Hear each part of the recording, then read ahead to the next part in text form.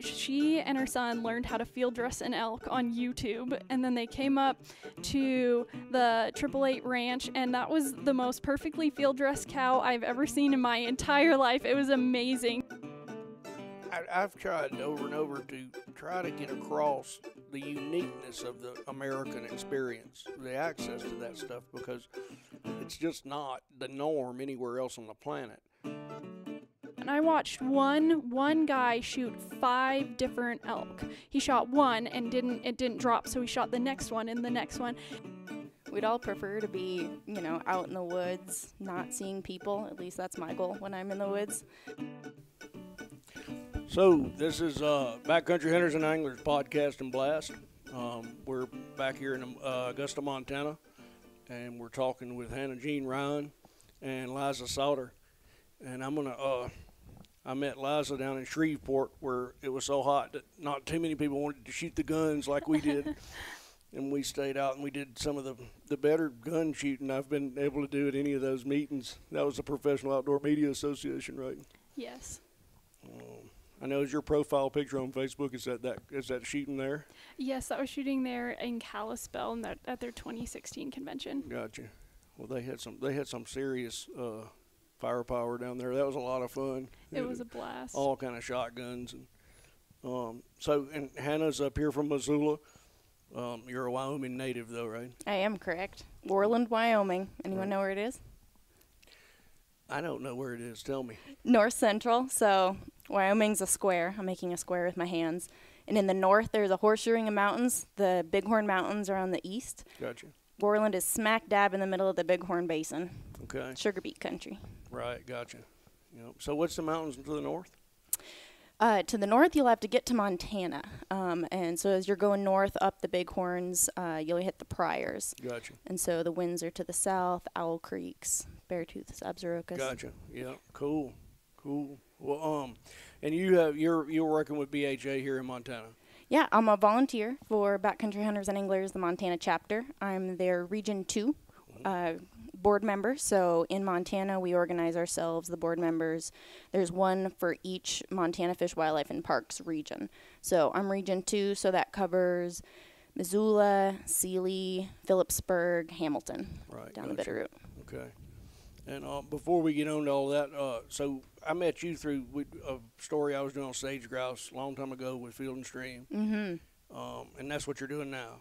Yep, I work for the Intermountain West Joint Venture. I'm their communications specialist. So okay. I get to talk about bird habitat and sagebrush country pretty much day in and day out. It's pretty exciting. All right. And we'll get into hunting here in a minute, but I know I talked to Liza about this, and I know you came out of journalism. I'm still embroiled in journalism, and Liza's been working as a freelance writer for a long time. Like, you published your first piece at 16? Yes, that's correct. Right. And that was at Bugle? It was. Gotcha. Bugle being the Rocky Mountain Elk Foundation magazine. And I spent about 10 or 12 years there. Liza and I were talking about it. It was some of the best freelance work in the world at the time. I mean, to me it was. It was Dan Crockett, the editor, was a good friend. He was like a hunting and fishing friend. And I went to Mexico with him. I went to North Carolina, elk reintroductions, Tennessee. They kept me on the road and trips I would have paid to do. You know. Have you ever worked with them? I have. That was just reminding me of a embarrassingly awesome story. So in college, I interned for the Elk Foundation's magazine. I was an intern, and working with Dan and PJ and Paul and Jan at the time was still there. And I worked for him for a little bit, and then I graduated college, went on, was doing some other things, but I had one more story that I wrote for them, and they actually paid me for that one. And so that check came in the mail back to my parents' house, and I was traveling somewhere overseas, and my dad opened it, and he was so proud that I got a check from the Elk Foundation for something that I'd written. He photocopied it and put it on a T-shirt. And he wore that T-shirt until the ink faded, and every time he'd pull it out, I'd just die of embarrassment. But Daddy was proud. You bet.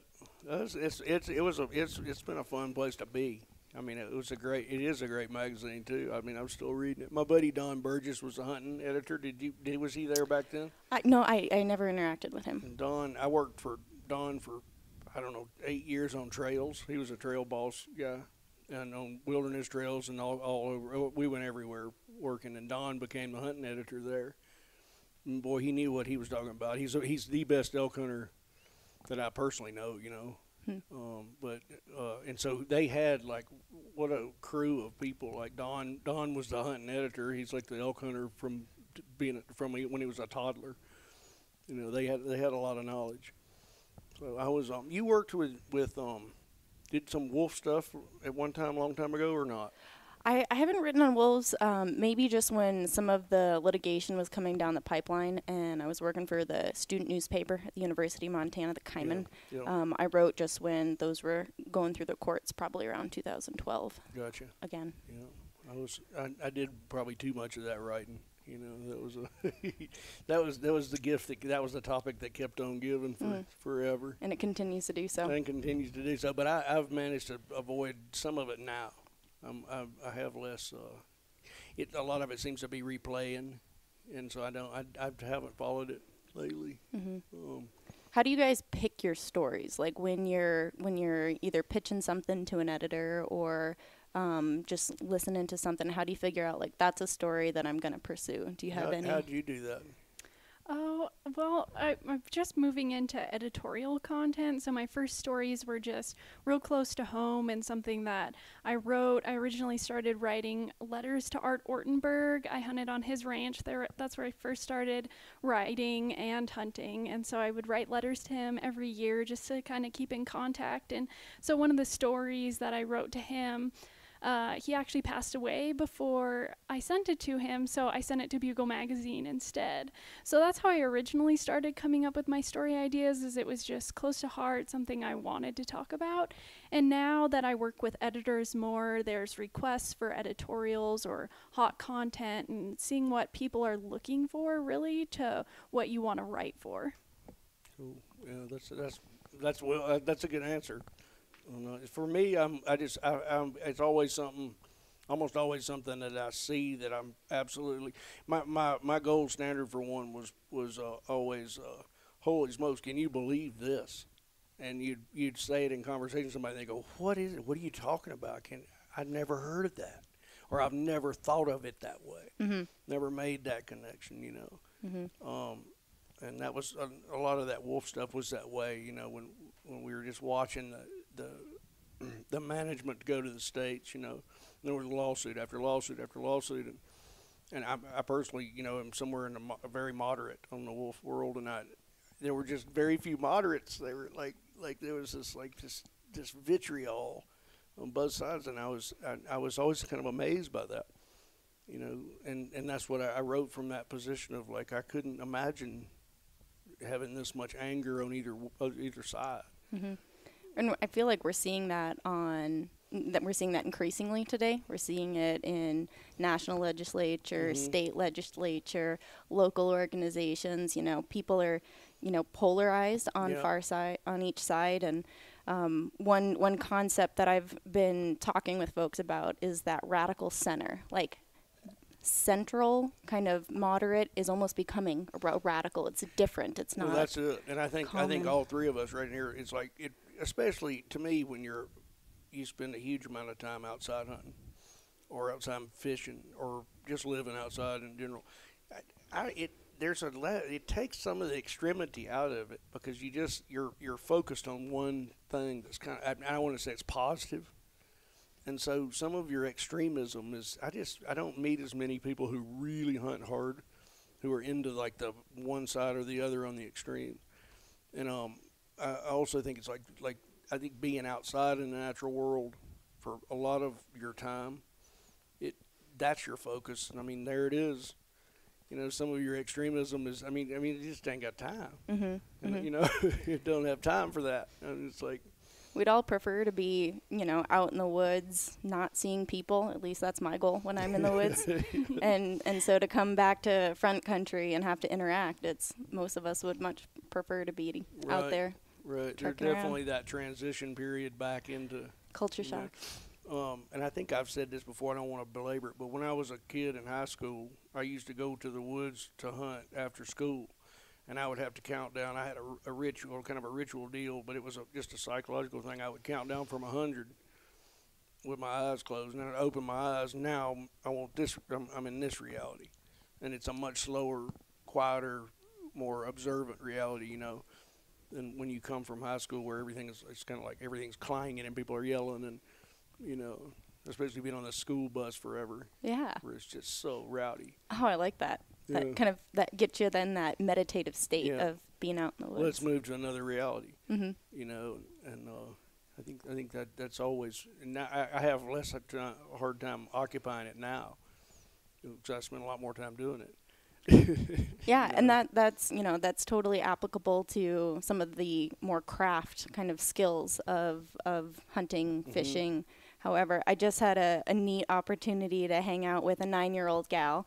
We went to the shooting range. We started shooting a pellet gun, went up to the 22, and we were just talking about controlling our breath and kind of calming down the mind and shutting that other stuff out. And, you know, I that's how I was taught. That's what I kind of had in the back of my head, kind of my dad or other people telling me, you know, how to you know, steady yourself for that shot. So, but I don't think I've thought about that as much until I had to teach it, Oh, yeah. until it had to come out of my mouth again. For sure. Yeah. Well, that's like the people that say they teach boxing or martial arts or stuff. They become infinitely better through being a teacher or a coach.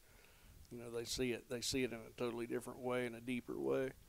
So that was when you and I got in that talk down, Liza, in Shreveport about starting to learning to shoot. And you were telling me your father was who taught you on that, right? Yes, he was. Yeah, he started us when we were 8 years old on the 22. I think that's a pretty common Montana childhood shooting story, but it was my grandpa's single shot 22, so that's what we started with. And it was really all about safety and learning how to interact with a gun, because living in this state, there are so many firearms everywhere, Right. that being proactive and learning how to interact with something like that is a lot better than ignoring it and having accidents that come from Right. that. So my mom's from New Jersey, so when my dad said, "Oh yeah, I'm going to take the kids out to shoot," she kind of looked at him like, "You're crazy." Mm-hmm. But I think she started to realize that it was a really positive thing to do, and then we feel safe around firearms, Right. and also feel safe in the woods and the mountains, that you know how to use what you're carrying with you. And so, Right. that's what my dad started me out with. Yeah. How about you? You were started early, right? Yep. I started early. My family was military. We moved around quite a bit. And so when we finally settled down, it was Wyoming, because public lands, hunting opportunities, that was why we went there. And I'd been around it. I'd been, you know, out with Dad. And so as soon as I turned 12, I already had my hunter safety ready to go, and went out and I got an antelope that year. First and only antelope I've ever been successful at harvesting. Well, how old were you? 12. Yeah. Yep. And so, and I kind of, by that time I had, you know, at 12 years old, I'd hunted with Dad, but then I started getting older. That's middle school into high school, boys and sports and all that started to become a higher priority, and I actually stopped hunting for a long time. Uh-huh. So I was an exchange student in high school, and I met vegetarians for the first time. That was an amazing, mind-blowing, phenomenal lifestyle that I never knew existed, having grown up in Wyoming. Right. And so I came back from Chile, and I told my dad, I'm a vegetarian. I'm not eating meat. Mm-hmm. And that fractured our relationship significantly. Really and truly? Truly. Yeah. Truly, that I didn't want to consume the protein that he spent so much time and energy bringing home, and Right. it was so much of his lifestyle and passion that I was rejecting that and being in opposition to Right. what he truly loved and Yeah. and the life that we had grown up living. And it took him 5 years of kind of debates around the kitchen table. I went to college. I kind of formulated my own kind of ethics and mindset and preferences, and he finally brought me kind of full circle in realizing the meat that we can harvest out on our public lands is some of the most organic, free-range, sanely harvested meat we can find in the world. Right. And so that brought me around real full circle. But How old were you when you came back to it? Probably I was a sophomore in college. Mm-hmm. So yeah, and that's when I started picking up the gun again, getting back through wing shooting, and it was so much more challenging because I came to school in Montana at the University of Montana, and I didn't have Daddy's bootsteps to walk through. Mm-hmm. I was having to figure out hunting regulations and all that on my own. Right. I couldn't go to those honey holes that I'd always gone to growing up, and so that was a real kind of learning experience, and it helped me really understand the barrier that even new people that didn't grow up with hunting and fishing as a family background, what they're confronting, and when they come to a new place. Yeah, that's an awesome way to that's an awesome perspective, because I don't have that at all.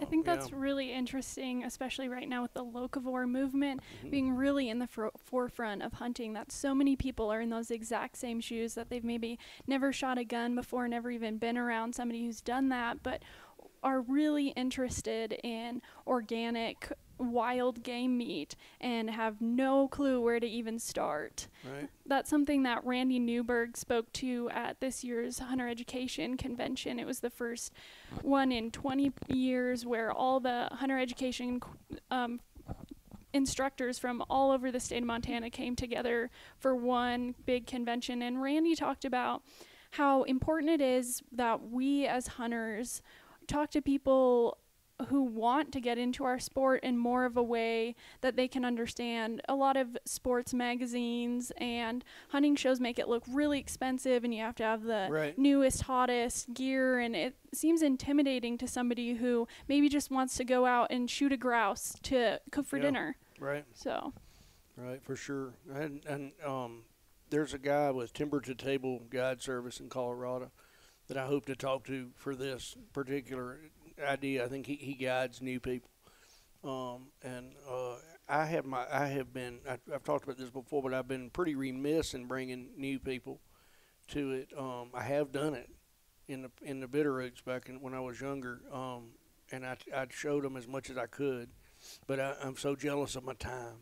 And then once I got the two children, I figured I was fulfilling my duties by bringing them into it, But it's not totally true. There's been quite a few young people here who would have loved to have gone hunting, and I know them now. We've lived here a long time, and they don't really hunt. They didn't have a mentor, and they didn't understand how to get into it, and they wanted to. And I just worked all the time. I didn't really have time to do it. And I regret that without a doubt. We talked about Ron Moody, who just died recently. He was a super prominent Montana conservationist, one of my main mentors, and I think Ron taught hunter education like in a religious way. I mean, he just did this over and over again, and I just had so much admiration for that. And to be taught by Ron Moody as well, imagine that. He's like one of the most learned hunter conservationists I've ever known. And here he is, you're 12 years old, and it's like you're listening to the king. Mm-hmm. Mm-hmm. No, I think Ron's legacy of through hunter education and his kind of constant preaching, we need new people to be coming to this education service, because people need to see themselves in the teachers and the instructors. If they're only seeing middle-aged white men, right. I'm hearing the majority of folks in hunter ed are at least 50% or more female. And so I remember sitting on a picnic table in Lincoln at a BHA campout, and Ron was pouring everyone some of his homemade wine, and he was preaching about hunter safety and instructors. And so I think that's definitely something, maybe when my time with BHA, when I pass on the board membership, I'd love to take that on and Well, you'd be good at it. I mean, when we're lucky in this little town, we've had some really good instructors. Both of my children, and it's not me, both of my children went through it, and they were good. It was solid, really good instruction, and very pragmatic, and kind of quiet, and just and it worked. They're gun safety. We've done gun safety since they were toddlers, you know. But I was impressed with the quality of the hunter education right here. I think mentorship is important, but to some degree, there has to be that gumption to go after it. I was spoiled to have grown up with those role models, and I continue to surround myself with people that continue to act as mentors. But I think there has to be that drive to want to do it, and you don't need the fancy merino wool and the Schwank gun and the best boots. We all learn to hunt in cotton. Right. Once you kind of move up the food chain for gear. And it wasn't that long ago, especially in Montana, where we knew that. Like the Savage 110, I said one guy did bring into hunting, and who did take. He goes, "What do I buy?" And I was like, "Well, nobody had any money. You buy a Savage 110. It's like the best out of the box. It's the working man's gun. It's like what the Germans go, the people's meat. It's like, but for killing game, there it is, a 270, 30-06, 308, whatever, Savage 110. I think you could get it for $350, and you're mobile. You're in the game. And I just was that worked, and we shot that rifle until he was proficient with it. Which is another part of conservation to me. Just being proficient with a weapon so that you're knocking them down rather than running after them through the night. And that was a question we all were talking about when you're 18 now. 19, yes. 19. So and before I get into the shooting stuff we talked about, what about your peer group? What's going on at 19? That's a really interesting question because I feel like I don't mean in a global sense. I mean like with hunting. Yeah, absolutely. That's a big question. Yeah. Definitely. There's two very, as we talked about, polarizing sides of it. But I think it's really awesome because right now the people that are my age that do hunt like it's religion, and that's so phenomenal to see young people continuing conservation and public land management and all of that. Especially I teach with quite a few people my own age at Hunter Education, and so they have such a love for their sport that they even volunteer their time with all those things that you talked about during high school, their sports and friends and all sorts of stuff, but they take their weekends to come out to teach other kids how to get into the sport that they love. So at my age, I think it's amazing that people have that much dedication for something, and something that's so positive and, like we talked about, in the moment, and it's really living when you're outside. Right. So or do you teach at Hunter Ed as well? I do, yes. You do? I got you. And in the Helena area? Yes, yep. Yeah, I actually was the assistant county chief for Lewis and Clark County for a year. I was 15 at the time I started. When I was 12, teaching, and our county chief actually retired, and we couldn't find anybody. So we're in the headquarters regions for Fish, Wildlife, and Parks, the Fish, Wildlife, and Parks employee who manages Hunter Education took over county chief for Helena, and it needed somebody to do it. So he put his faith in me, and that's really how I got to where I am with outdoor media and public speaking and hunting, and my true love for hunting is because he and a couple of other people that I taught with really wrapped their arms around me and had faith in me and said, "Yeah, you can do this." So and you did. I did. Yes. Wow. I didn't know any of this history. This is one reason these conversations have been so great for me. It was like I think that's an incredibly admirable thing. But you did it though out of your own. I mean, you wanted to do it. Obviously, you couldn't do that if you didn't want to. Yeah, absolutely. It started when I was on the 888 Ranch. One of the women who worked at the Montana Wild Center said that you could volunteer within their wildlife rehabilitation center, and so I wanted to talk to her about that. And at the time, you had to be 16 to do that, and I'm like, that seems like it's so far away. So they said, well, you could junior instruct Hunter Ed, and it started out with just grading tests and teaching the prove method and talking to the kids about the 4 rules. It wasn't standing in front of everybody and really teaching those core values, but it turned into that very quickly. And when you guys mentioned that having a relatable face, it's so amazing to see instructors of all ages, how they have different effects on students, Right. whether it's hearing a really experienced hunter's amazing stories or seeing somebody their own age who can do something that they really want to do. It makes it relatable, and it gives them all sorts of different perspectives. Awesome. I bet, yeah. That's and you're teaching 12-year-olds mostly? Mostly, since the 11. Apprentice Hunter program, we've started to get some younger students. The first year, you couldn't take hunter education when you were too young, but Right. we've now they legislated it that you can take hunter education Right. younger. So I think it's awesome that while it's still optional, there are a ton of kids that are getting into it, because I think that's an important foundational piece of hunting. Mhm. But so we're starting to get younger, but it's mostly 12-year-olds. Living in a college town, there's quite a few people that are moving here, young adults who've never hunted before, who take hunter education almost as a way to get the information that they want about whether or not they want to hunt. It's a good tool to weigh that out. But so we have about an equal number of both. Another really awesome category of people that we've taught is mothers and their sons or daughters, especially single mothers. That's that gumption that you talked about, to see young women with their children really wanting to do this. And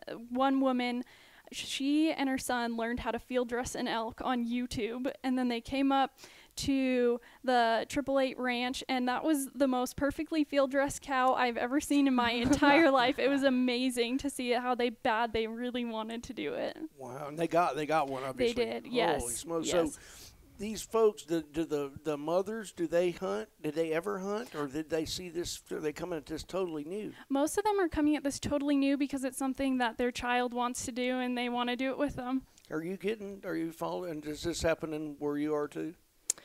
I'm a little disconnected from it. Right, I am too. 27, so Yeah.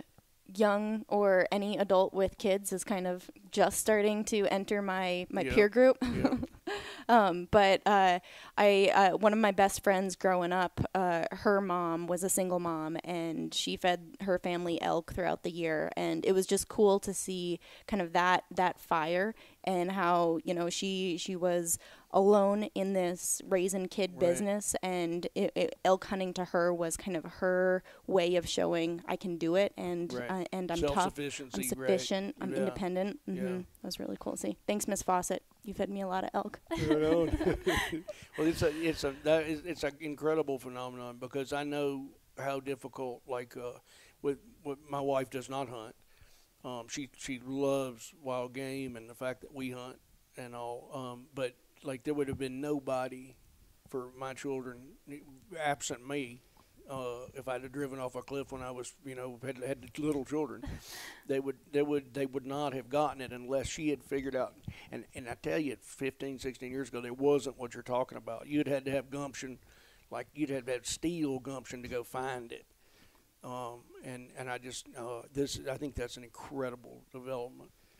I mean, it's one of the best things I've heard in a long time. Because there is a terrible phenomenon of absent fathers for whatever reason across the board. I mean, and there's huge societal impacts from that. And here's one place where, some of them are being remedied, maybe even better, right? Like that single mother might even be more driven to give that. Whereas if the father was there and he didn't hunt, they wouldn't have it. So that's an amazing thing. So in all of this, those young people, the other people that you see coming in, do you see a lot of the locavore people who didn't grow up hunting, but they want it now? Are you seeing that? Like, I know Missoula must be a hot spot for that.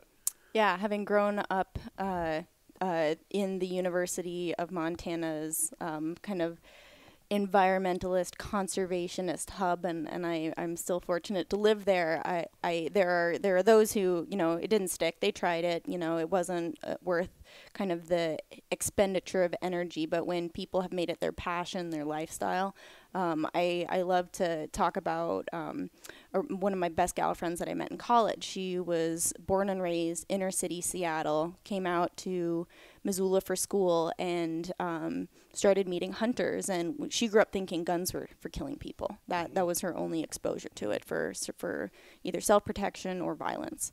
And so she started seeing, and she went through the wildlife biology program, and she started seeing, natural resource conservation program. And she started meeting these professors, these fellow students, and she's taken on hunting like you wouldn't believe. She does it herself. She had a few mentors. She knew some people through work that kind of helped teach.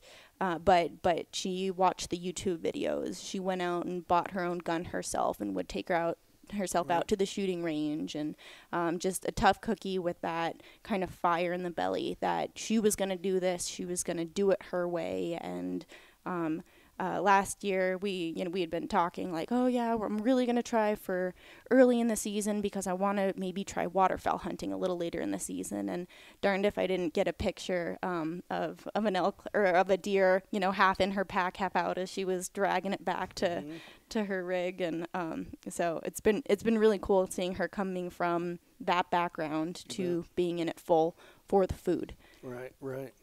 And I don't think, you don't separate the food out from woodsmanship after you're in it, like of tracking and observing and being part of something. I always talk about it as being if I'm a hiker, I can be a visitor. I know hikers who are not. They're incredible inhabitants of a place, but I can hike through a landscape and absolutely have my mind somewhere else.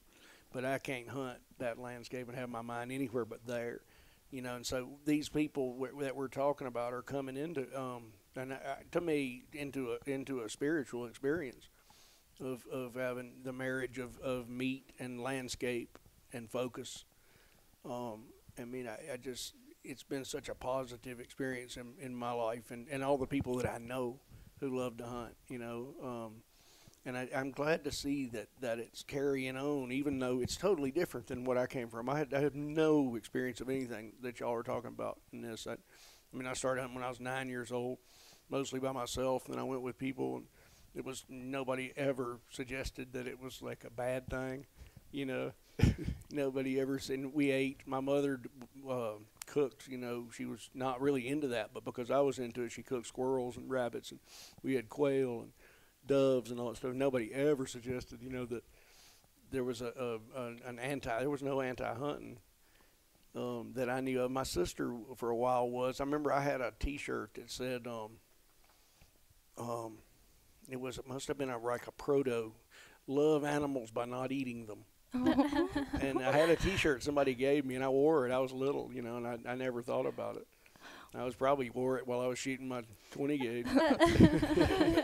So I'm curious about squirrel. Mm-hmm. So I know you've eaten quite a few, and I started shooting them recently as well, and learning some ways to cook them. Some Sardinian hair stew is what I've been trying with some squirrel, but rodent. How do you cook rodent? Well, we would parboil them, and then what I call jugging them down, which is just cook them until the meat falls off the bones with dumplings or whatever. It makes us gravy. And that's really the only way we had them but those eastern squirrels, of course, are nut meat fed. They eat like the cleanest, like hickory nut, and they're all like fat. Mm-hmm. The ones that I've tried to eat out of the Rocky Mountains, have you ever eaten one? No. No, man, they were awful. I learned Have you cooked a Rocky Mountain squirrel that was edible? I've been shooting red squirrels. Yeah. So they're tough, and I learned they're better, way better, before they start getting a little rutted up, and then they get real bad. Yeah, the ones we tried when I lived in the Bitterroots, we ate a few. One thing we did were successful with was like the mountain hare, snowshoe hare, and those were plenty good. I think one year we kind of wore out our interest in them. We were making them all the time. I was getting them when I was firewooding. They were in an up year, right, where they're everywhere. And then you go back and you go, I'm into the snowshoe hare hunting, and there'll be one year where there's just none around. Oh, yeah. And we got all after them last year up here in the benchmark, and the skis and the snowshoes, and we didn't get a single one. The dog was all into it, and you didn't get a single one. But it was so when you started you got an elk at 16. 12, I shot At my 12, first one, I yes. got you. Yeah. So you've been at it for a long, long time. I have, yeah. Growing up with my dad has killed 2 elk since I was born every year. That's how our family ate, because we were dirt poor for a real long time. And so my dad said it was almost like a pressure. It wasn't hunting because he enjoyed it. It was hunting because he had to feed our family. And so growing up in that environment, I never really knew that we were poor, and I just knew that I loved elk meat. Right. And so we would wait. We lived at our cabin. My brother and I would wait by the window for Dad to come home, so excited to see if there was an elk in the back of the truck. And so as I started getting older, I could not wait to be able to go out with Dad and not have to wait for him to come back. And so it was interesting because before we were old enough to hunt, my dad usually took my younger brother with him. And then once we were old enough to hunt, my brother decided it wasn't really for him, but I got gung-ho into it, and I work a job now that fortunately I can take almost all of hunting season off, and I live in the mountains. Yeah.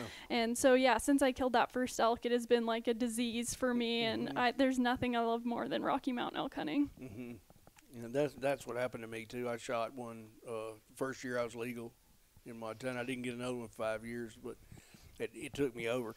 And Don Burgess, the bugle hunting editor we were talking about, he said one time he spent a lot of his young years working trails in Glacier, and he and I were talking about Africa, hunting Africa, doing all this stuff, and he'd never been. I'd never been either.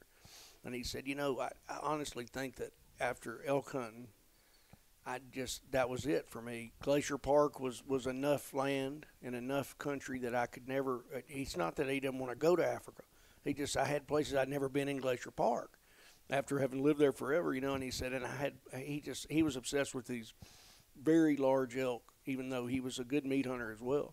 But he said, I haven't learned to elk.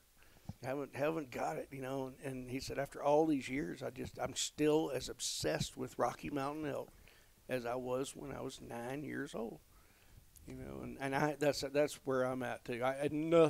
Nothing equals like when you see them coming, or you've got a chance to move in on some, or the weather is changing and that weather is going to move them.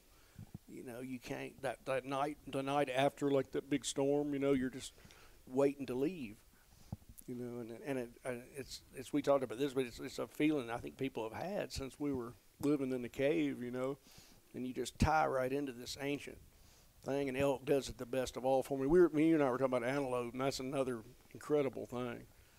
And they're all so different. I mean, every one of those, mule deer hunting is different. And meat hunting for whitetails is different. Hunting big whitetail buck's a whole different world. And I think you can do it your whole life it's one door opens to the next. Yeah, North America's just ungulates are, we are the luckiest people in the world to be able to hunt our big game the way that we can here. Right. And I think we need to continue to communicate how lucky and important that resource is, right, and how kind of dedicated we need to be to natural resource management to have them around. And just there are so many people in our country that don't understand that, I've heard it called the fever of when you're looking at a critter that close and you're potentially going to harvest that critter. And if we can't continue to instill that in others, those that live in big urban populations, right, don't have the background in a sporting community, we're going to lose. We're going to lose. And I've tried over and over to try to get across the uniqueness of the American experience, the access to that stuff, because it's just not the norm anywhere else on the planet. And it didn't happen by accident. And as Ron Moody would tell you, it was like built, the American conservation, probably the most successful such movement in the world, and it was built by people who were willing to do big sacrifices. And as Randy Newberg says, that kind of conservation, it's not convenient. People have to want it, and they have to kind of fight for it against the easy way, which is so much of the world is taken, where that stuff is gone. And that goes with public lands to the max. I mean, sometimes I look around and I think, how in the world have we kept this amount of public lands, the Little Belts, the Bob Marshall, the little Rockies, up there, and how have we kept that in a world where everything else is owned? I mean, the natural, like if as water flows, the natural path, if you didn't impede it, would be that all of that would be owned by somebody, even the Nevada desert, and how we've managed to hold on to that and how we will keep it if we can is amazing to me. It's still, we were talking about how do you pick your stories. Well, that story, I wrote the first story about that in it was published in 2000 because I was astounded, one, that there was a privatization movement, and two, that there was all this land that could be like attacked that we had. That just blew my mind. I was like that. I had just walked across. I had left the Bitterroots and walked to the Selway River, made a camp and stayed on the Selway River for like 4 or 5 days, and then walked back to the Bitterroot. And I mean, where in the world could you do that?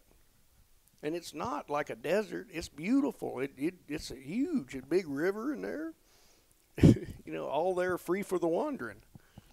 Yeah, and that's the foundation of our nation was so that we could be public landowners and we wouldn't have to adhere to the Crown's rules on game and land.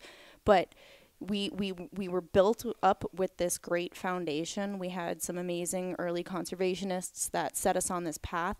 But it's up to us today. Right. It's groups like Backcountry hunters and anglers and folks like Liza that are educating, the next generation coming up into this. It's up to us to keep what we have and keep it as good as we've got. I don't think, and I'm a lot older than y'all, and I don't think that 25 years ago that it was so imperiled. It wasn't. I promise you. I was paying attention. I was a grown man 25 years ago. I was about your age, and I was paying attention. I was managing a ranch in the Bitterroot. We were hunting the Bitterroots. There wasn't a big privatization movement. I didn't hear that from anybody. Everybody loved to hate. You hate the feds. That was big then. But nobody ever said, well, I don't think we should have all this national forest to shoot our guns on. Y'all hunt public land? Yeah, that's something that really impacts me every time we go hunting. I hunt in the exact same place my grandpa took my dad first hunting the first time. So my dad's been hunting there for 50 years. My grandpa hunted there, and now I hunt there. And that's exactly it. My grandpa would have never thought, oh, well, maybe my grandkids won't be able to hunt here. But now I think about that and wonder if my grandkids will have any public land to hunt on. I think it's up to us on this one. And I know Land Tony always said, it's kind of like this is our watch. And it does feel like that. And I haven't, I'm still right in the thick of it. I mean, I've done conservation journalism for almost 20 years. And like I said, I got into it because I was like, wow, check, can you believe the X, Y, or Z, Mm-hmm. I think it is our watch. And it's the people. My son said one time, he said, nobody loves it like we do. Totally true. And I don't think he was 10 years old. We were talking about just just general environmental challenges or whatever, And he said, I don't think people who don't hunt and fish understand it in the same way. And I was like, what do you mean? He goes, nobody loves it like we do. And I hope, I want other people to love it in whatever capacity they have and however, to whatever extent, But I do think that it's our watch because we know what's at stake. Yeah, we're talking about this on the eve of archery season, and I'm gonna bust buns out of here to head back to elk camp and just to camp out there. Hopefully, hear some bugles over the night into the morning, and just know that is available because of, it'll be on public lands and that kind of resource is available to have those opportunities. That just, it makes me quiver to think about it. Just that, we're in the hunting season now, and it's our favorite time of year, and just it's the best we've had, best we'll ever have. Mm-hmm. And not to narrow anything down, but you're going to the Bitterroots, right? Yep. Yeah. Headed down the Bitterroots. The fires this season in Montana have been pretty incredible, and so we've got a few places that we've been looking at. We've got some tags, but we're in between the fires where we're headed, and we found some elk in there, so we're hoping they're still in that general area tomorrow. We got some real steep country with some significant heat and some good smoke. So so the challenges are steep, but it's on. Well, your lungs will be fine, I promise. And so do you archery hunt, Liza? I don't know. Yeah, I don't either. And I have a longbow. And my son archery hunts, but he's never killed an elk. He's been keeping it. You're talking about depending on the meat, you know. I've done what your daddy said quite a bit, where the pressure is so high to fill up that freezer, and I never got where I didn't like it. It was still that, but there was a relentless nature to getting in that old 1980 pickup that's broke down in front of my house now, and barreling off every day. Like I do remember one season, and I didn't kill an elk. That the last day as I walked home, I felt less depressed about it than I did relieved. I was like, okay, time to go make some money, buy half a beef. You know, this didn't work out. We gave it hell. But there is a pressure when you're trying to fill that freezer, and one of the things that it's been with my son is he's killed these whitetails with a bow early, successfully twice, and so we have fresh meat in September, which is it's a blessing. You're just like, holy smokes. And we do have a cooler down here we can hang in, but we didn't used to, so we couldn't hang them. You just have to go and get them cut up, you know, and but it was a wonderful thing to have fresh meat in September. Even when we're up and have some money on the bank, we try not to buy much industrial meat. You know, I'm certainly not a fanatic about it, but I try not to. We always have tried not to. And so that there is a pressure in taking, and just like knocking, and the big bull hunting, I have not done that since my kids were born. My dad said the same thing. He said the first year we were born, he passed up a cow elk and didn't see a single elk for the rest of the season. And he said after that, there's no passing up elk. You kill the first one you see. That's right. That's right. It's almost like the world, the whatever the hunting world, it turned and it gave you this window. And you go, oh, no, that's not for me, thanks. And it's like, okay. Shut. Yeah, and with archery hunting, I'm real green to the craft as well. And have you ever killed one with a bow? I have not. I've killed some bunnies and some grouse. That's about it. But just kind of the gravity behind learning a new craft in well, any field, but in the sporting field, I'm struggling right now with confidence in archery hunting because I practice all throughout the months before, and I'm starting to feel confident, and then I'll have a week where I'm shooting really poorly. And I've carried a gun long enough where I feel confident with my shot. I know what my limits are. I know like how to move and get in position. But archery hunting is a totally different field, and so someone was asking me, how do you know when it's okay to take the shot, or when is it okay to make that kill? And it's like, that's not anything you can truly describe because it's all up in your head. It's all, it's in your heart, in the situation. And so I was shooting pretty good this week. My confidence a little better. What are you shooting? A Craigslist special. It's a compound. It's got wheels. Right. And your draw weight is, 50. 50. Yeah. Which is plenty. Right. Yep. I feel it's just putting it where I want it to go. Right. That I struggle. Do you use a sight and whisker biscuit? The whole works. Yep. Yeah. My anchor points are right behind my jaw, my nose. I've got my peep sight. Feel real confident there, and it's just when you go in the field and you're in that situation where all chaos breaks loose, you got to sprint up that hill to see where that critter's going, but that's what we love about it. It's that thrill. It's maybe you, more often than not, you're walking out of that field empty-handed, but it's never a loss. Right, for sure. And I tell you that I was amazed at how effective the bow really is. When you knock your own and you get them, and you get the shot placement right. I mean, it's a extremely effective way to knock down meat. I mean, there's no problem on that. That longbow of mine, I know it'll kill them too, but I would definitely have crises of confidence just because of that. I don't know it well enough, and I've been shooting a rifle since I was about probably 8. And this is something we talked about at Shreveport on that day. It was like 100 degrees out there, but we were talking about how with a rifle or a bow, and how you shoot accurately. And Liza and I were talking about, and we talked about this on the phone a little bit, was like an intention. When you know it's right, and this doesn't happen every time, but when you know it's right, and you're on public land or you have permission on private land, and your tag is for that place, and all of those things are in place, which when you think about it, human beings never had to consider until modern times. We were talking about the other day, like buffalo hunting, if you were a Blackfeet, was a totally different experience than what we do now, where you're wondering whether what your limit is or whatever. But all that aside, but to fire that weapon accurately, it takes this intention. And you were telling your father had showed you that it's right. You can do it now. You can shoot accurately, and without intention, it's so easy to miss and mess it all up.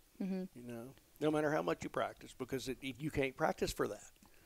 Yeah, and just I feel the worst part of being a hunter is pulling the trigger. Like that moment when there could be error is what we all, we do our best to try to mitigate that. Right. Their arrow. Land tells his story about lining up on that sheep and that little branch breaks. Right. And, his shot goes wild. And, we try the best to never let that error come into our calculation. Right. But it can. And we have to have that clear intention and then take responsibility for Right. what comes after. And I've talked to a lot of people who maybe stick a critter with their bow and they can't recover it. And a lot of them punch their tag and they say, I'm Right. done for the season. Some people say, that meat won't go to waste in the woods. Something's going to eat it. Something's going to benefit off it. But, Right. it's just all how we identify our own intention in this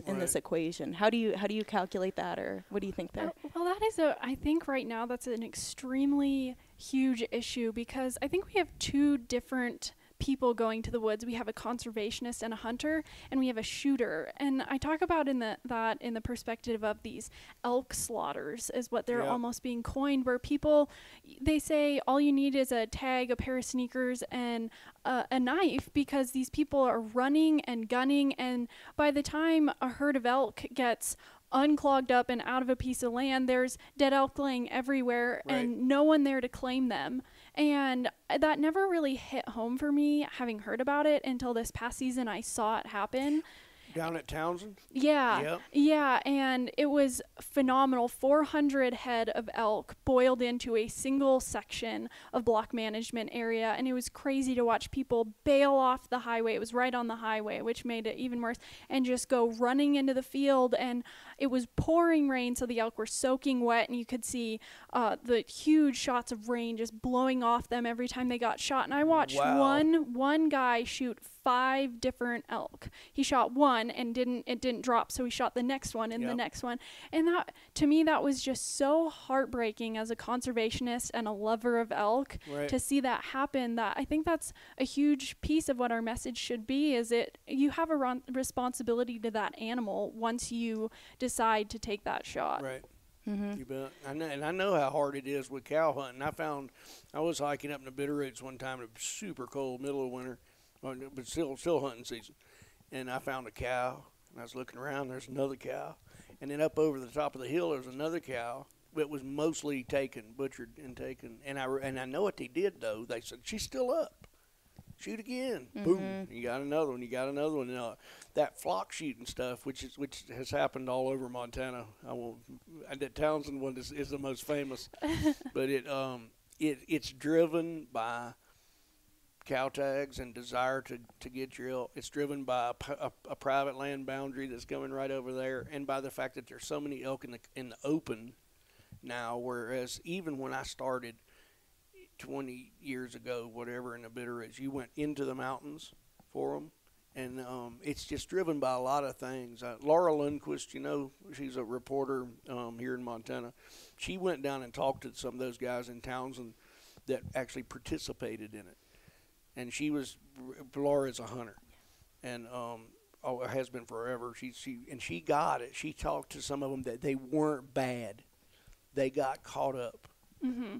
And that's exactly it. It isn't an intention to wound them or to do something wrong. It's in the moment. Yeah, I got to tell you, I did a story for Bugle in the Madison where they were trying to get elk numbers down on private land. And there was a shoot-a-rama down there where there was like 11 or 13, I can't remember the number, of elk just like dragging down the highway. Somebody shot a hole in the airport, the little building you hang out to wait on little planes. It was just messed up. And naturally, the reaction of the private landowners was about what you would figure, which was like, "Ooh, never again," you know. But it's that flock shooting thing it's just it's nuts. People are taking over antelope. They do it on antelope. I've seen them.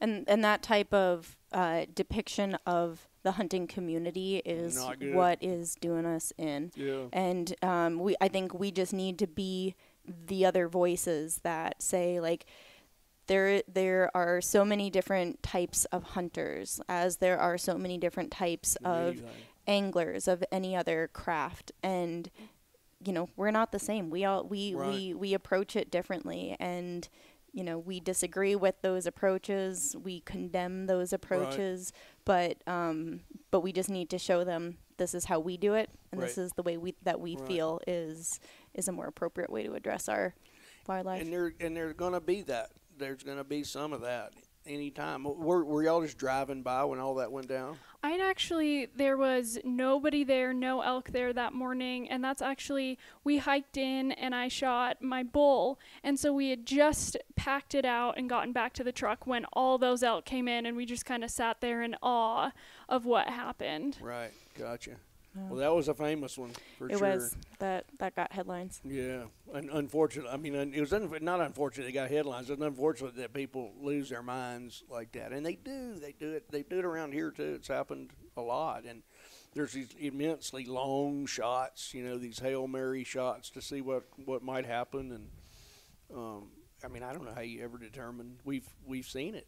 I don't know how you determine whether you hit them or not. You can barely see them, you know. Mm-hmm. And I can truthfully say, and I think y'all probably agree with me, I don't have that in me to do that 1,000-yard shot or whatever, just to see what happens on live game. I'll shoot steel targets like all day like that, but I don't have that on live game really. Yeah, and some people make that their craft. These long-range shooters, they do the math, and some people put the time into that sort of practice where they can do it well. Yeah. I choose not to shoot over 250 yards. Right. Just, you know, that's my comfort zone. That's where I'm accurate. But there are people who will argue till you're blue in the face that, you know, maybe their method is better for their approach. But that's just another example of how diverse our community is. Right, and for sure. Our hunting community is a rabid community because we are passionate, and you look at just some of the social media feeds that, you know, I help moderate the Montana chapter's Facebook group for backcountry hunters and anglers, and it just, energy is high, and people will love to just debate our craft. Right. And maybe people learn from it. Maybe social media communication like that isn't worth the time, but it's interesting. I tend to think it is. I tend to think it's become a norm. You're on that feed a lot. Society. Yeah, and I tend to I get a lot out of it. I'm listening to people that I never would have met, and some of it's irritating, but you know, living in a society is irritating. Agreed. I think it can be a positive thing. Mm-hmm. You know, people are more apt to be insulting from the anonymity of a computer, without a doubt. Keyboard even when courage. Your name's there, even when your name and your profile picture's there. But I think on the whole, it's more positive than negative. That was the way I got in touch with you too. I could have looked you up, but that was the first thing I thought of to get in touch with you. So that's a whole new thing, you know, which is positive. Mm-hmm. And I was on. So we were talking on some of your work, Liza, in the industry, so to speak. I think there's a lot of people that are interested in the industry and also in writing, and as we were talking about with Tony Bynum and photography, you know. But just like how did you get to that? Like from being a passionate hunter and obviously and the instructor and all, but were you planning on doing that? I actually never was planning on becoming an outdoor industry professional. I sent in my first stories to Bugle magazine because I wanted to maybe see my thoughts in print. And then I actually went to see Tony Bynum speak at a Backcountry Hunters and Anglers event, and his photograph of a bull elk was on the cover of my first magazine, and so I approached him and talked to him about it, and he invited me to the POMA event, Professional Outdoor Media Association, which was going to be in Kalispell that year, thankfully, because as an 18-year-old, there was no way I could have flown across the country to go there. And having been at that event and talking to so many industry professionals who were willing to offer mentorship and advice, and seeing that real people really could do this, and that it isn't just the Jim Shockeys and Eva Shockeys of the world who make a living at this, that really inspired me to think that I myself could do it. And so I went to POMA again, and it showed a lot of people that by going to POMA, you have skin in the game, you made an investment to be there, and it shows editors and companies that this is something that you really want to do and that you take it seriously. And I mean, I never would have met you if it wasn't for POMA. And I'd never been to a POMA before. Tony'd been trying to get me to go to that a long time.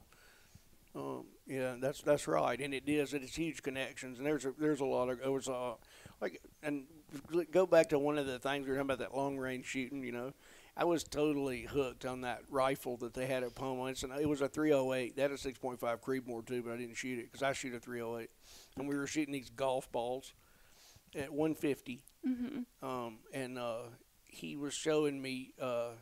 I thought my trigger press and stuff was pretty good, you know, but he was showing me that I was actually picking my head up to kind of see whether you're hitting. And you could see through the scope. It's just a very expensive rig, you know, but you could see through the scope that you're missing. And it was all about follow through, just like with a bow, exactly. And he even said that, you know, and he said, I quit handgunning and I quit shotgunning because those are 2-3 different skills, and this is what I want to do. And it was precision rifle. And you were shooting that thing too, right? Yeah. I mean it's very interesting. It's a lot of fun to vaporize the golf ball at 150 and even though that's a setup that I'll never probably own. It's too much rifle to carry around. But it's super fun to shoot, you know. And that was the strength of POMA to me was the good. There was a lot of good shooters in there, and it was hot enough to limit the numbers of people that wanted to do it. So we kind of had this candy store of ammo. Yeah, lots of ammo and guns, and that was a great day. No, and it's interesting, like those type of events where you can try the different things, but you still stuck with the 308 because that's what you know, that's what you carry. And so I'm curious what you guys think about when you're expanding your skill set in hunting, and maybe you said you might try archery hunting at some point, and then you've got, you know, your early season rifle hunting and then your late season rifle hunting, and you've got waterfowling and upland birds and forest birds, you know, that kind of that diversity. I feel like you can become a jack of all trades, but a master of none. How do you guys balance kind of, you know, our seasons, even though we're fortunate to have such long seasons in Montana, how do you balance your time across the potential that we could hunt? Do you hunt all that? Do you waterfowl? I don't waterfowl yet. No. I've done turkey and mountain lion and bear and elk and deer, but I haven't done waterfowl. But you're pretty diverse. Yeah, I balance it out, but I block out until we get our meat, our tags, some of the tags filled. We big game hunt. And that might be whitetails on a creek to get one hanging, a B tag, or it's getting in as far as we can in the wilderness and staying until we try to get an elk. I work right now in October, so I used to waterfowl hunt and antelope hunt a lot, but I've got a deal there where I do some sagebrush work, and I'm not here during that, so that's very crude. This is a lot of anguish for me, but it also produces enough cash sometimes to go hunting in November, you know. But December's for upland birds and waterfowl, and if you got spring holes, you know, where they're not frozen, we have good waterfowl still into December.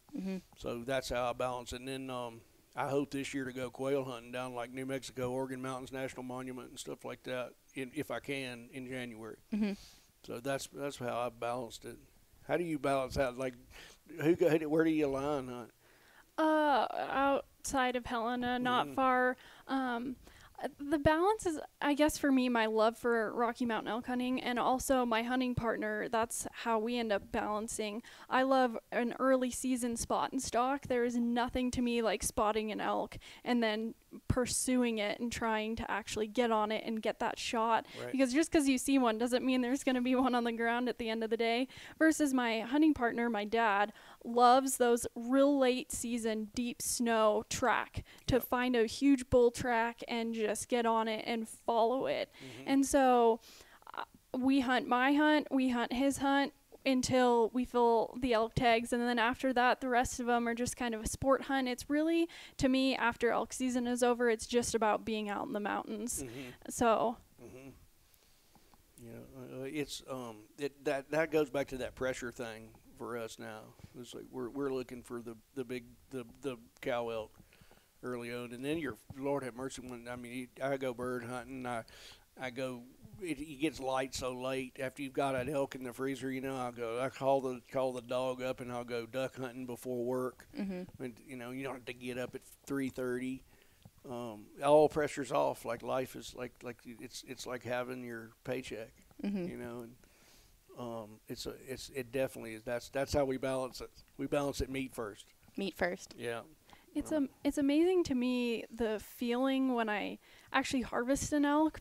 I've been lucky to harvest one each year I've hunted, and there's this feeling of ecstasy because I harvested an animal, and it's amazing to actually get an elk, and then there's this letdown that my tag's full and I'm done now. Right. That's such an interesting dynamic that you can be sad that you actually filled your tag. You bet. Yeah, you bet. And how about y'all? Do you waterfowl quite a bit, even in Montana? Yeah. I actually down where I grew up in Wyoming. I'm not going to give too many details away because my dad will yell at me if he listens to this. But where we were at in the Central Flyaway was great. You know, there's a river and then desert. And so the birds focus, the river stays open. So you know, late season, birds are piling, and just kind of that thrill of working with the dogs is one of the coolest elements. And so this time of year, thinking about elk and, you know, bow hunting, and then rifle, I've always got my pointer's eyes boring into the back of my head. Right, us too. just wanting to get out there. And this season's been interesting, just the heat and the smoke and the fires, how that's really changing dynamics of, like, my dog isn't in his best shape because it's hot. It's hard to work out there. So we've just have to figure out ways to balance those. And I'm thinking we'll see how opening goes for archery, but I may just bail and go to birds. Yeah. It is. It has been a wild summer. I mean, it was cold late, and it was just so hot. For July, I was just like this. Like, our dog is very skinny. I don't know. He just doesn't eat that much when it's hot. Same. He's definitely come out of, like, he's kind of like my kids. They're more comfortable when it's about 12 degrees. Especially with that lab. Yeah, and he's all black, and he's like soaking up all the heat, you know. But before we go too much further, I know it's not been done to death in any way that I've seen, but it's like y'all started out as girls hunting, and now you're kind of in the women hunting thing, which I don't see as any different than the men hunting thing anymore. But I do think there's a dynamic that's different from the way people perceive it or come into it. And I would just be interested in y'all's perspective on how many women in the United States are taking up hunting or born into it. Which, you know, like my daughter, I think will probably be a hunter. I mean, she killed her first deer last year. We had a lot of fun. We didn't get one the year before, but I think she gets it like it took. And you leaving it and coming back, you know, what is the future for that? What does that look like? Well, right now the numbers are actually astounding. For over the past couple of years, the amount of growth in the hunting industry is massively women hunters.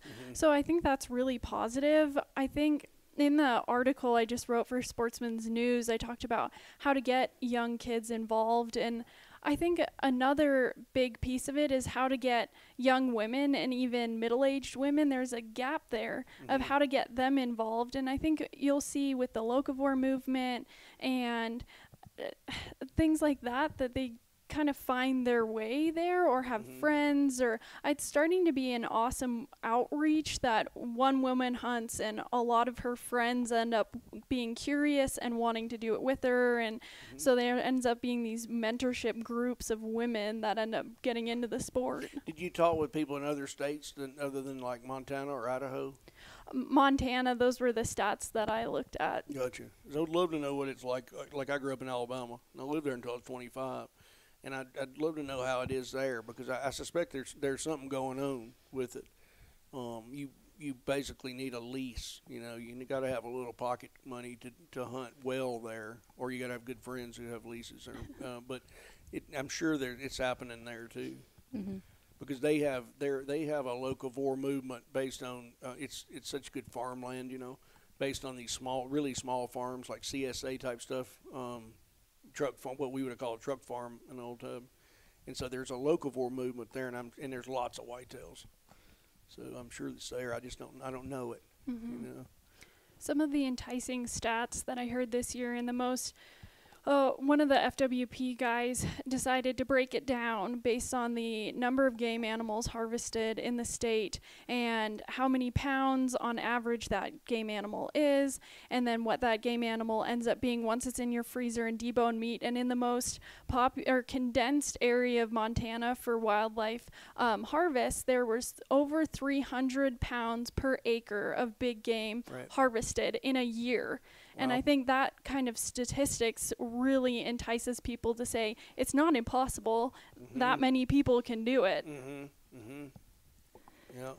Yeah, and I think Liza and I have kind of a neat, interesting commonality in that we had brothers, younger brother as well. Yes. Yeah, I had a younger brother as well, and like Liza's, my brother just didn't take to hunting the way I did, and I was the eldest, and so that I went. I was the one who tagged along, and so it wasn't anything strange or interesting or dad's taken the daughter and not the son. Right. It wasn't pointed out that was odd until much later in life when all of a sudden, you hunt, and that type of question I find utterly annoying at the shock that people have. And I wonder if just the continuation of pointing it out, making it special, if that is continuing kind of the barrier.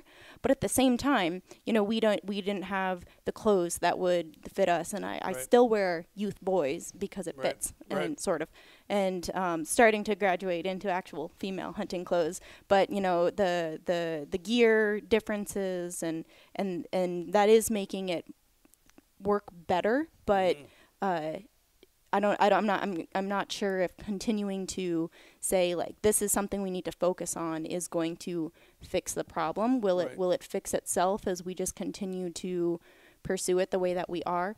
But then we're seeing these groups like Artemis came out of the National Wildlife Federation's outfit in Wyoming, and they've started producing reports. And tell me what that is, because I've seen it referred to and I don't know. Yeah, I've just started seeing it. Jessie Johnson with the National Wildlife Federation out of Wyoming. She's their public lands coordinator, and they've now started this branch program called Artemis, and I think they're working on their strategic plan and they're figuring out their role. But they were promoting women in hunting and conservation. And it'll be really interesting to watch them grow. And they were in Helena recently, and they had a panel where they had a couple gals, and I tuned in on Facebook, and it was just really cool to hear the totally kind of different type of questions. And so maybe we do need to be talking about it more. And I'm not quite sure where I sit on that. In a gender way, which I'm hesitant to do, because that you kind of feel like that horse has been beat to death, but it's not. If it's real, if it's something that say women don't feel comfortable coming into it, and yet they want to, then we need to have that conversation, Agreed. And it's I just hanging out with y'all, it doesn't seem. I mean, you don't see the barriers because this is what y'all do, and it's not like I'm a woman hunter. It's more like, we really hunt a lot. And so, and I definitely feel that in Montana amongst most of the people that I know, especially with y'all. It was like, we're hunters, first. And then, and yes, we're women hunters, but that doesn't come into it as much. Right on that, hit that one right on the head, that as I was growing up, I had real short hair as a young girl, so everybody always thought I was a boy. Mm-hmm. So when I started hunting with my dad, they're like, that wasn't really a thing. Right, your son's over there getting them, right? Yeah, right. Exactly. But that brought to my mind that I never wanted somebody to say, "You're a good hunter for a woman." Right. I don't want to be a good hunter because I'm a woman. I want to be a good hunter because I'm a good hunter and a conservationist, and I stand for all these things that are important to me. And at the same time, exactly what you said, that the hunting industry doesn't produce clothes that fit women. They pink it and shrink it. It's a tiny version of a man's clothes with pink on it. Why do I need pink on my clothes to go hunt elk? Right. So there are those two sides to that are so equally important. I don't care that I'm a woman hunter. I'm a hunter. Right. But at the same time, I need gear that fits right to be able to do that correctly. Yeah. And to be out like we're even in anywhere, Midwest the same. I mean, you need real gear, especially if you're a new hunter. Like, the one way you can ruin anybody's experience is to take them up to Gibson Reservoir and Thanksgiving weekend and say, "Hell, we're on them. Let's go." And you hit those tracks and it's like 23 below. You need the appropriate clothing and boots for that action. Mm-hmm. And if you don't have it, I can imagine you're going to stick with the game to the next year. Mm-hmm. So I definitely can see that. I was super careful with my children with that. It was like putting the right stuff together so when they're little, they don't get what snake bit on the whole thing. Yep. You gotta, and that, I think that's true with bringing anybody new into it, unless it's like your buddy from a man and your buddy from work, and then you want to torture him a little bit. But even then, it's a one-time gig. But yeah, I think so. You've got a calendar, Real Hunting, Real Women. Tell me about that.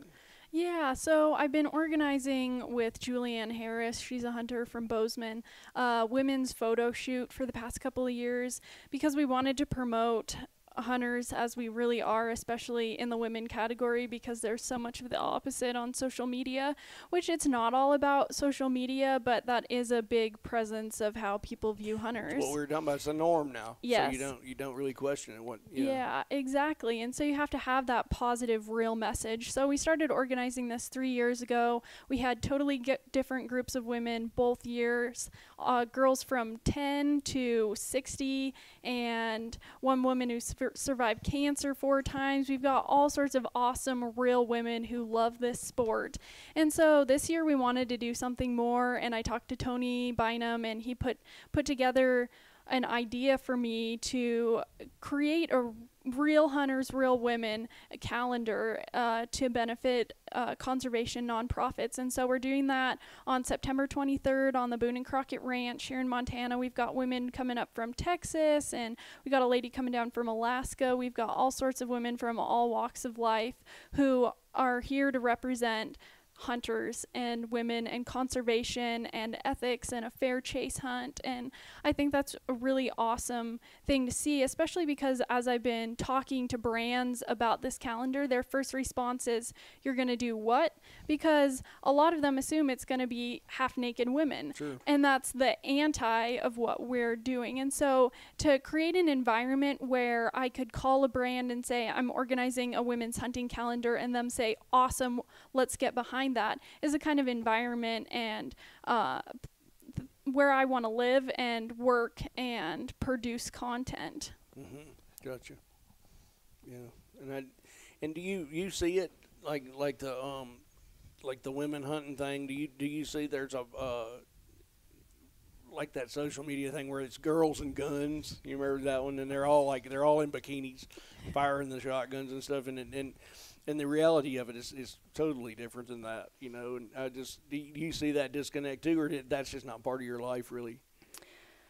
I'm pretty disconnected from that. A few things pass through my radar. I don't watch a lot of the shows. You know, somebody will say, oh, you know who just walked in the door at this, you know, this BHA event? That's so-and-so. And, you know, she's wearing a lot of makeup. Right. But it's not on my radar. It's something I'm not focused on. It bothers me when, you know, someone is kind of using that perception to advance their brand, their name, the picture of them lifting in the gym. And it's like, we all work out, we all prepare for the season, but that, you know, that's just their model. That's how they are potentially bringing new people into the fold. It's just not my style. Right, gotcha. We're in the library in my town, and they have a big book here called Strong is the New Pretty. Have you seen that? It's really cool. My wife was a librarian, and she was telling me that she just hadn't seen many people looking at it, but it just came out, and it's very unaffected athletes, you know, women athletes, and it's kind of the anti. I wouldn't say it's anti. It's just like more like realistic, like you're talking about. You know. And so do y'all train for hunting? Yes. Yeah. Yeah, gym routines, hiking with the pack, pretty much just getting the dog out and maybe wearing a little bit more weight and doing the scouting, kind of looking at those hills that you're going to be chasing critters on. But I listened to something real interesting from Randy Newberg, and he's like, I don't work out because the worst thing in my world would be to injure myself training for the season and then be out for the season. Right, sure. And I'm thinking, oh, that's a good model. Yeah. A lot less 6 a.m. mornings at the gym. Right, for sure. And you don't buy the cigarettes, and you know, then you don't have to work out. I used to smoke one cigarette a day, and then it would be one at lunch, and then two, and it's like tobacco's it's like a devil, you know. You make this deal with it, and it totally and then it starts dealing the cards, and that's what I haven't been doing, and I run the dog a lot too, and we're cutting firewood right now. Like I was totally cashed yesterday. And so it's life for us, and we use the gym to to fix things that are broken when you're old, and to target stuff. You know, I used to work out so that you would be much heavier in the winter, muscle wise, and then you'd cut it all off in the summer. It's lifestyle though, man. It's building a physical presence that at least partially matches the terrain and the stuff, you know, that you're in. Yeah. That's all it is, really. The Rocky Mountains have got to be the best thing in the world for that, because you at some point you can't do it if you don't try, if you don't stay in shape. And whereas down like in Mississippi, you can hunt and stuff and not be all that fit. I mean, it's flat. You might die in the mud, you know, or fall in the river, and I mean you'd pay, but and there's a lot of good, fit, strong hunters in the South too. But you can do it here. You can't. Especially when you get one on the ground, and then because a lot of places here, it's you pack them out and putting all that weight on your back and legs, and after you're so tired at the end of the day for days, there's no way that you could do that without preparation. You're doing all your hunting without horses and mules? Yes. Gotcha. How about you? Same. Yeah. Stock seems to make things harder. Well, it makes things more complicated for sure. Yeah. And expensive. Yeah, and that's we don't have them, but we have friends who have them, and my son is really into that. So over the time, I've been able to use that, and I got one packed out last year. It was super nice. Maybe the happiest I've ever been watching that thing go out on the 2 mules, and I'm just walking along. Yeah. Well, but I've done it both ways for sure. And that's kind of your community. You know who your friends are when you call and say, I got something on the ground, what are you doing? Right. And then those who show up. I've got a pretty good, just in my neighborhood, there's a couple BHA friends, and we're watching each other's dogs while others are on different hunting trips, and, you know, we're a call away when it comes to coming and hauling something out of the woods. And they'll actually do it? Oh, yeah. My husband got a call, and he was homesick from work. And our neighbor got a deer, and he's like, I'm there. So we went and cleared out his lungs. Do you take any meat for the effort? Like we used to do a deal where a front quarter was pretty much what you gave away if somebody helps you pack. Do y'all do that? We didn't need to do that last year. We between some of the river bottom whitetails and bee tags, and we did pick up some roadkill, turned it all into some good sausage last year with that salvage permit, and we didn't need to do it last year, but if it's a mountain goat or if it's something elk, you know, that would be a good trade. I've turned one of those down one time, and you probably know who it is, but I ain't gonna say, but it was back Johnson Peak, you know, that country down there, East Fork, and I knew this guy well, and he would go to the ends, to the Pentlers from there. Like so far in there, you know, he came out, and it was a big storm, and he came out, and he called me from down somewhere around Darby, you know. This was before cell phone. And I said, no, I'm busy. I honestly did. I couldn't do it. I knew generally where it was. And I was like, you're on your own without him, brother. I felt bad about it, but not that bad. Yeah. At the same time, there's nothing to me that is more rewarding than when you pack that animal and you finally get back to the truck and you're just dead tired. It's unreal. It's phenomenal. I mean, yeah, you can go to the grocery store and buy your meat and never break a sweat, but when you break a sweat and then you eat that, cook that burger in your stir fry for dinner, or fry it on the barbecue, there is absolutely nothing like that. And it's like replenishing all the power you spent. I mean, it's just incredible. You know, like you've lost all this calories, you know, bringing it out. And now you're like putting it back in, and it's pretty. It's pretty incredible. Yeah. Yeah, we've talked about how the energy and expense that you put in, that hunters put into harvesting their own meat, and is it worth if you're just doing the mathematics of the cost and the time that you put into it? Is it worth it? And it probably doesn't pencil out. Probably not. When it's a lifestyle, when it is your passion, it's your hobby, and it's also your grocery store, you know, that's the difference. That's when they all meet, like all the trails meet in one big powerful place. Yeah, that's how I feel too. We actually penciled it out last year, and it came up to $3.50 a pound. That's pretty good. So that compared to beef at the grocery store that doesn't taste as good, and also getting that exercise and that love for the sport to me, I was like, yeah, I'm doing this for the rest of my life. Me too. Yeah, and we have penciled it out too, but it was hard. It's like you take off work, and then you add that dynamic in and whatnot, and sometimes you take off like 2 weeks, you know. So, but I think it's a great thing to do. We did it. Like I think one was like $1,800 worth of meat too. Was like a cow and elk. But it isn't just dollars and cents like we're talking about, and some of our family it's such a powerful thing to go hunting with your family, and to be in that, and some of my friendships are that way too. But I mostly right now we mostly hunt within our family, you know, and it's you can't really dollar that one, you know. Yeah. You know, time of field. Yeah, time of field and. It's difficult. I mean, it's difficult, you know, to be out and when it's really cold and you're hunting and you're packing meat, or you're just tracking or staying out relentlessly. And I love it. I mean, it's been good to us, you know. Yeah, some of the hardest days in my life were out hunting, and some of the majority of the best days were out hunting. And Right. that day when we were looking for elk in hip-deep snow, climbing up the face of the scapegoat, and I walk across this little clear patch. It was strangely clear, and I crashed through the bog that was beneath it, and I'm frozen up to my waist, and we're sitting there scoping, and you know, my legs aren't moving at all because they've frozen in place. Anymore, yeah. But then we're at the elevation of mountain goats. Like, that's worth it. It was a rough day. It was a lot of snow on bare grass, but it was also incredible. Well, I'm gonna I gotta go get a dog that I left it there who may be maniacally barking in separation anxiety.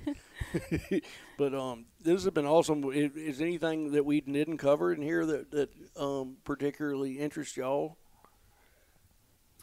I think just the level of this conversation is awesome. You know, we are young and new, and even though maybe we're young and new, but we've been doing this a couple of years, just to have this level of conversation is so cool. Right. Any of the other podcasts that, you know, we listen to in the hunting community, we've named a couple of them, the level of conversation doesn't get down to this. And so this is pretty cool, and hopefully this will be worth it for some other folks to listen to. Right.